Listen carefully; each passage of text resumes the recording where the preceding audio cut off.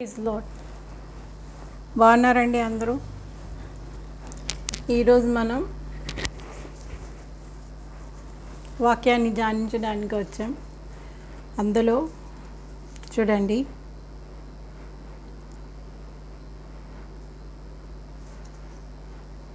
ఆదికాండం start చేసి మధ్యలో ఆగిపోయి, ఆదికాండం 2వ అధ్యాయం 16వ వచనం 15 నుంచి చూసుకుందాం. మరియు దేవుడైన యెహోవా నరుని తీసుకొని ఏదైనా తోటను సేద్యపరచుటకును దాని కాచుటకును దానిలో ఉంచెను. మరియు దేవుడైన యెహోవా, ఈ తోటలోనున్న ప్రతి వృక్షఫలములను నీవు నిరభ్యంతరముగా తినవచ్చు, అయితే మంచి చెడ్ల తెలివినిచ్చు వృక్షఫలములను తినకూడదు. నీవు వాటిని తిని దినమున నిశ్చయముగా చచ్చెదవని నరునికి ఆజ్ఞాపించెను. మరియు దేవుడైన యెహోవా, నరుడు ఒంటరిగా ఉంటే మంచిది కాదు, వానికి సాటి అయిన సహాయం వాని కొరకు చేయదును అనుకోని. చూడండి, నేల మట్టిని తీసి నరుని చేశారు. దేవుడు చేసి ఆయన్ని ఎక్కడ పెట్టారు? ఏదైనా వనాన్ని చేశారు. చాలా రకాల వృక్ష ఫలాలు, మంచి చెట్లు అన్నీ కూడా అక్కడ వృక్షాలు అంటే ఫల వృక్షాదులు అన్నీ కూడా, అవసరమైన కూర మొక్కలు సైతం అన్నీ కూడా దేవుడు చేసి పెట్టారు సేద్యపరచడానికి. ఆకాశ పక్షుల్ని, తర్వాత భూజంతువులు అన్నీ చేస్తారు. అన్నీ కూడా ఆదాం దగ్గర తీసుకొచ్చారు. ఆదాం ఏ పేరు పెడతారో ఆ పేరు వాటికి స్థిరపరిచి మొత్తం సృష్టి యావత్తుని అలా చేసిన తర్వాత ఈ ఆదాంని ఎక్కడ పెట్టారు? ఏదైనా తోటలో పెట్టారు. అది సేద్యపరచడానికే పెట్టారు, అది కాయడానికి పెట్టారు. పెట్టి ఏమంటున్నారంటే, ఈ తోటలోనున్న ప్రతి వృక్ష ఫలంలో నీవు స్టార్టింగ్ అండి. మన పితరులే వాళ్ళ దగ్గర నుంచే వచ్చింది అసలైన పాపం అంతా. ఫస్ట్ స్టార్టింగ్ స్టెప్ అది. నువ్వు నమ్మితే నా ధన్యుడు ధన్యురాలు, నువ్వు నమ్మకపోతే మరి నీ కర్మ, మరి నేనేం చేయలేను. చూడండి, నేను నమ్మాను, నేను ధన్యురాలను అయ్యాను. ఇప్పుడు యేసు ప్రభుతో కూడా పరలోకంలో కూర్చున్నాను, పరలోక సంబంధమైన విషయాలు చూస్తున్నాను. నువ్వు నమ్మితే నువ్వు ధన్యుడు ధన్యురాలు, నువ్వు కూడా చూస్తావు. దేవుని యొక్క పరిశుద్ధతలోకి నీతిలోకి లేవనెత్తబడగలుస్తావు, స్థిరపరచబడగలుస్తావు. క్రీస్తు అనే బండ మీద పాదాలు స్థిరపరచబడితే క్రీస్తుతో కూడా పరలోకంలో నువ్వు కూర్చుంటావు. మీకు అర్థమైందండి? కనుక ధన్యుడు. ఉన్నట్టుగా మనము వర్డ్ ఆఫ్ గాడ్ అనేది దేవుని వాక్యాన్ని మనం విన్నట్టుగా మనం విశ్వసించాలి, హృదయంలోకి తీసుకోవాలి. లేని పక్షంలో పోయేది మనమే. దేవుడికి నష్టం లేదు, అది గుర్తుపెట్టుకోండి. దేవుడికి ఏమాత్రం నష్టం లేదు, మనమే పోతాం. మన పితరులు వాళ్ళ దగ్గర నుంచేనే మొత్తము మానవ జాతి అంతా స్టార్ట్ అయిన పితరులు వాళ్ళు. మట్టిలో మట్టి తీశారు, మట్టితో మనిషిని చేశారు, జీవాత్మ ఆయనకి ఊదారు. ఆయన జీవవాయు ఊదినప్పుడు ఆయన జీవాత్మ అయ్యి మనిషి అయ్యాడు. అందుకే లోపల ఆత్మ ఉంటుంది, దేవుడు ఊదిన ఆత్మ ఉంటుంది. ఆ ఆత్మ ఎవరికైనా ఆత్మ దేవుడు ఊదితేనే మనలో ఉంటుంది. మీకు అర్థమైందా? ఆ ఆత్మే దేవుడి దగ్గరికి తిరిగి వెళ్ళాలి. అది కాస్త నచ్చినట్టు వెళ్తామంటే ఇంకా నరకంలోనే పడుతుంది. అందుకే దేవుడి విషయాలు చాలా జాగ్రత్తగా మనం అర్థం చేసుకోగలగాలి. ఇక్కడ ఏంటంటే, ఆ మనిషిని తీసుకొచ్చి ఏదైనా వనాన్ని చేసి ఆ వనంలో మనిషిని దాన్ని కాయడానికి సేద్యపరచడానికి పెట్టారు. మీకు అర్థమైందా? పెట్టిన దేవుడు వృక్షఫలాల పండ్లు అన్నీ కూడా నువ్వు తిను. ఎక్కడైనా సరే దేవుడు మనకి ఒక బ్లెస్సింగ్ ఇచ్చిన తర్వాత అక్కడ ఒక కమాండ్ కూడా ఉంటుందండి, ఉండకుండా ఉండదు. ఇక్కడ అంత బ్లెస్సింగ్ ఇచ్చిన తర్వాత ఒక కమాండ్, ఒక ఆజ్ఞ కూడా చేశారు. ఏంటట? ఆజ్ఞ జారీ చేశారు. అయితే మంచి చెడ్ల తెలివినిచ్చు వృక్షఫలములను తినకూడదు, నీవు వాటి తినదినమున నిశ్చయముగా చచ్చెదవు అని నరునికి ఆజ్ఞాపం. ఆ నరునికి ఏమన్నారంటే, ఈ యొక్క వృక్ష ఫలాల్లో పండ్లన్నీ నువ్వు తిను, అన్నీ అనిపించు, కానీ ఆ యొక్క జీవవృక్ష ఏంటది? మంచి చెడ్డల తెలివినిచ్చే వృక్షఫలాన్ని తినొద్దు అని చెప్పారు. ఆ మంచి చెడ్డల తెలివినిచ్చే వృక్షఫలాన్ని ఏనాడు తిన్నావో ఆనాడు చచ్చిపోతావు అని చెప్పారు. మీకు అర్థమైందా? అంతేకాకుండా ఇక్కడ ఇంకేంటంటే, దేవుడైన యెహోవా, నరుడు ఒంటరిగా ఉండటం మంచిది కాదు, వానికి సాటి అయిన సహాయం వాని కొరకు చేయదు. ఇప్పుడు నీకుండే పనిని బట్టి నీకు సాటి అని సహాయాన్ని ఇస్తారు. ఆ పని ఏంటో నీకు తెలియదు కదా. ఇప్పుడు ఎందుకు ఎవరిని దేవుడు జతపరుస్తారో తెలియదు. ఇక్కడ ఆ యొక్క ఏదైనా తోటని సేద్యం చేయాలి, కాయాలి. అందుకని సాటి అని సహాయం చేయాలి. నరుడు ఒంటరిగా ఉండకూడదని దేవుడు డిసైడ్ చేసుకున్నారు, దేవుడు అనుకున్నారు. దేవుడు ఒక సాటి అని సహాయాన్ని అవ్వను చేశారు. ఆవిడైతే సరిపోద్దని చేశారు. అది దేవుడే అలా చేయాలనుకున్నప్పుడు ఇంకెవరు చెప్పడానికి లేదు కదా. ఇక్కడ ఏంటంటే ఏదైనా సరే దేవుడు ఒక ఇద్దరిని జతపరిచారు అంటే ఎందుకు జతపరిచి ఉంటారు? వాళ్ళు దేనికి సమఉజ్జీగా పనిచేయగలుగుతారు? ఏంటి వాళ్ళ పరిస్థితి? ఎందుకు అని మీకెందుకు క్వశ్చన్ల మధ్యలోన? దైవ కార్యాలు ఆపలేరు కదా ఎవరు. ఇక్కడ ఏంటంటే దేవుని కార్యంలో వాళ్ళు ఎలా ముందుకు వెళ్ళబోతున్నారు. ఇక్కడ వాళ్ళకి పెద్ద బాధ్యత ఉంది. ఆ ఏదైనా తోటని కాయాలి, అది ఆ ఏదైనా తోటని సేద్యపరచాలి, కాయాలి. ఇక్కడ ఒక సంఘమైన ఒక సహవాసమైనా అది కాయాలి, సేద్యపరచాలి. మీన్స్ ఆ ఒక సేద్యపరచడం అంటే ఏంటి? దానికి టైంకి వాటర్ పెట్టాలి, దానికి ఎరువులు ఇవ్వాలి, పురుగు పట్టకుండా చూసుకోవాలి. సేద్యపరచడం అంటే ఇది ఏంటంటే ఒక పరిచర్య స్టార్ట్ అయిపోయిందంటే స్టార్ట్ అయిపోయినట్టు కాదు కదా. దాన్ని సేద్యపరచాలి, కాయాలి. కాయాలి అంటే అది ఇంకా ఏ యొక్క జంతువులు, క్రూర జంతువులు, లేకపోతే ఈ యొక్క పంటని తినేయడానికి పురుగులు, ఇలాంటివి ఆకాశ పక్షులు ఏమైనా వస్తాయి. అలా కాయాలి.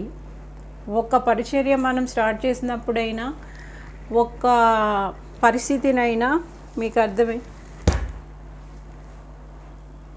ఇది ఎక్కడైనానండి. ఒక ఇద్దరిని దేవుడు జతపరిచారు, పర్పస్లీ ఇద్దరిని జతపరిచారు అంటే వాళ్ళ విషయంలో ఒక దైవ ప్రణాళిక ఉందని మాత్రం మనం అర్థం చేసుకోవాలి, బాగా అర్థం చేసుకోవాలి. కనుక ఈ విషయంలో క్వశ్చన్ చేయడానికి లేదండి. మీకు అర్థమైందా? ఏమో ఇన్ ఫ్యూచర్ ఇది ఎట్లా ఉంటుందని దేవుడు నాకు ఆల్రెడీ చెప్పారు, చూపించారు. కనుక ఖచ్చితంగా ఈ యొక్క పరిచర్యలో నేను ఒంటరిగా వెళ్ళలేననే జతపరిచారు. మీకు అర్థమవుతుందా? ఇది బాగా అర్థం చేసుకోండి. అన్ని విషయాల్లో ఎక్కడ నరుడు ఒంటరిగా ఉంటే మంచిది కాదనేనండి జతపరుస్తారు. అక్కడ అవసరం అనుకుంటే కదా జతపరుస్తారు. మీకు అర్థమైందా? ఇది అన్ని విషయాల్లో కూడా ఉపయోగపడుతుంది. ఇప్పుడు మీకు అర్థమైందా? ఇక్కడ మీరు చూసుకుంటే నరుడు ఒంటరిగా ఉండకూడదు. అక్కడ ఆ యొక్క ఏదైనా వనాన్ని కాయాలి, సేద్యపరచాలి, రెండు జరగాలి అక్కడ. ఇక్కడ ఒంటరిగా ఇంత ఏదైనా వనంలో ఒక్కడిగా ఉంచకూడదు అని దేవుడికే అనిపించి దేవుడే ఒక సాటి అని సహాయం చేశారు. ఇప్పుడు అర్థమైందా మీకు? అందుకే దైవ కార్యాలు మనం క్వశ్చన్ చేయకూడదు. మనము లోబడాలి, దేవుని మాటకి విధేయత, దైవ చిత్తానికి లోబడాలి. అది మీకు కూడా మేలు తీసుకొస్తుంది.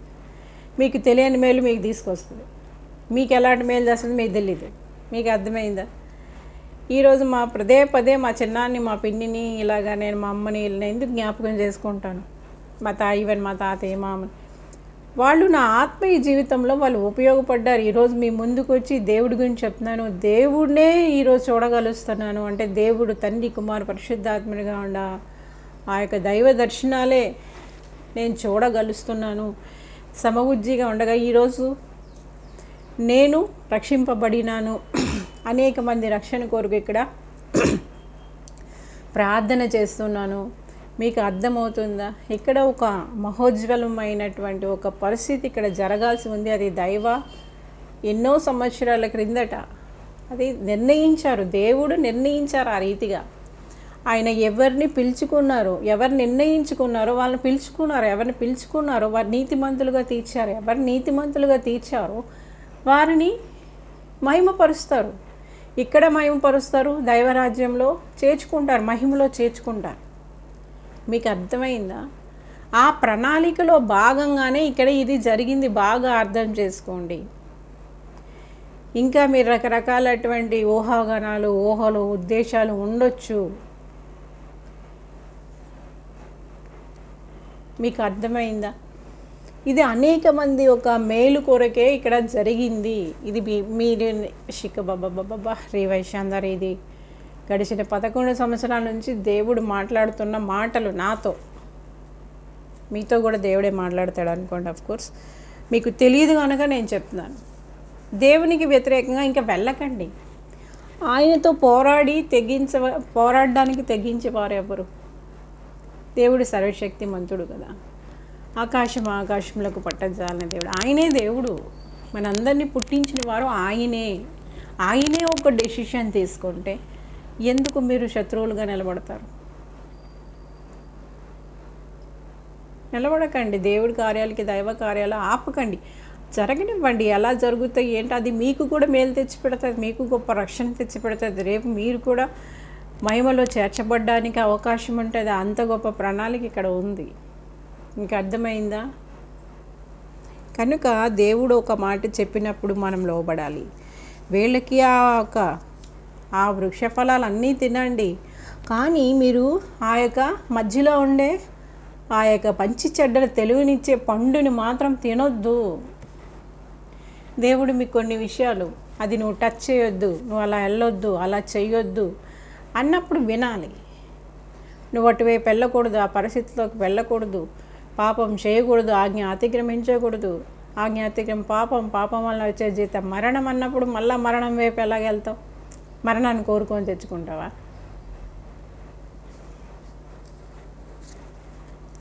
అయితే మంచి చెడ్ల తెలివినిచ్చే వృక్షఫలంలో తినకూడదు, నీవు వాటిని తినుదినమున నిశ్చయముగా చచ్చేదు అని నరునికి ఆజ్ఞాపించాను. చూసారా, నిశ్చయముగా చస్తావు. అది తినుదినాన్న నువ్వు నిశ్చయముగా చస్తావు అని దేవుడు చెప్పారు. మరియు దేవుడని యెహోవా నరుడు ఒంటరిగా ఉండుట మంచిది కాదు, వానికి సాటి అయిన సహాయం చేస్తానని ఆయన అనుకున్నారు. ఆయన డిసైడ్ అయ్యారు, ఆయన చేశారు. మీకు అర్థమైందా? ఇది ఆయన ఇష్టం, ఆయన నచ్చినట్టు ఆయన చేస్తారు.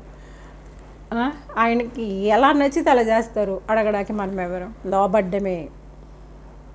వి షుడ్ ఒబే. అది మనకి బ్లెస్సింగ్ తీసుకొస్తుంది. దేవుని మాటకి, కమెంట్కి మనం లోబడినాం, దేవుడికి లోబడినాం అంటే ఆయనే దేవుడు, ఇంకెవరు దేవుడు లేరు. ఆయనే పుట్టించారు, సర్వ సృష్టిని ఆయనే చేశారు. అదే స్టార్టింగ్ ఏదైనా మనం ఆ స్టార్టింగ్ వ్యక్తి ఆయనే, ఆదాం. అక్కడి నుంచి వచ్చిన వాళ్ళు జనాలు. ఆ స్టార్టింగ్ వ్యక్తి ఆదాం